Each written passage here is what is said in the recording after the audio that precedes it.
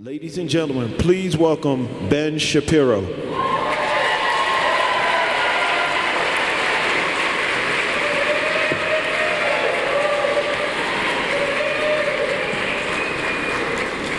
It's a tough act to follow. Good evening, ladies and gentlemen. My name is Benjamin Shapiro. I'm 17 years old, and I am tonight's cautionary tale and happy ending. I was diagnosed with OCD when I was 8. My obsessive thoughts had led me to create countless rituals that I thought would control events. If I touch my doorknob 8 times, Mom and Dad will come home unharmed. If I read the same page 6 times in a row, I won't be orphaned. I would look behind my headboard each night for kidnappers. At age 9, I was sleeping in my parents' bed every night, because otherwise I thought they would be able to sneak out of the house, abandoning me.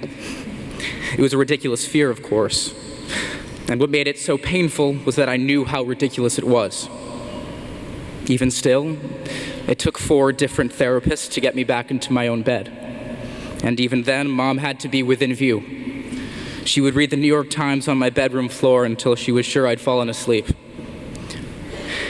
This speech is as much in honor of my parents as it is for the Child Mind Institute. Their unconditional love was therapy in itself. I went through a very tough time, but it took me a few years to realize that they did too.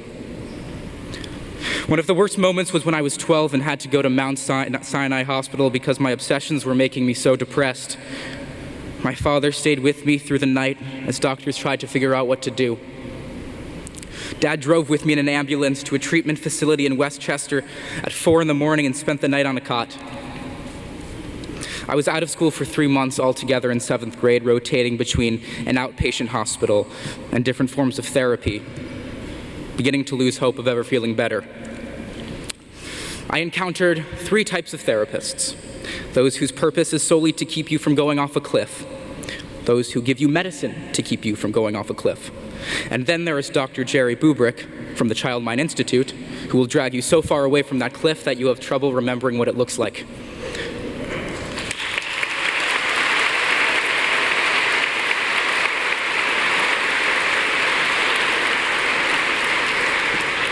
Jerry was the guy who rescued me, who got me back to school, back to friends, back to the basic joys in life.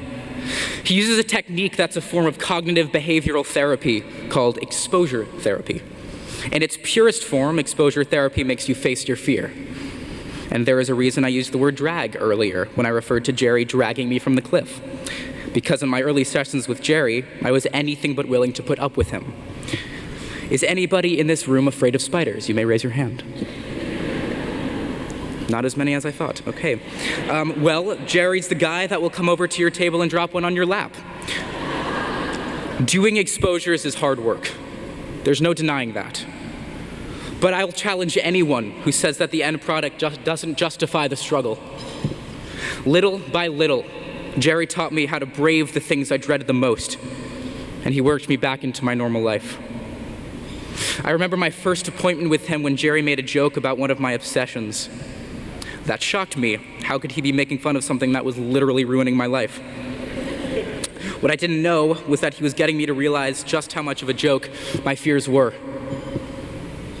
For 4 weeks and many appointments later, I was laughing with him. So why am I a cautionary tale? Because if my parents had not found Jerry and the Child Mind Institute, I might still be desperately hopping from one therapist to another, from one medication to another. And that is where many kids are at this moment.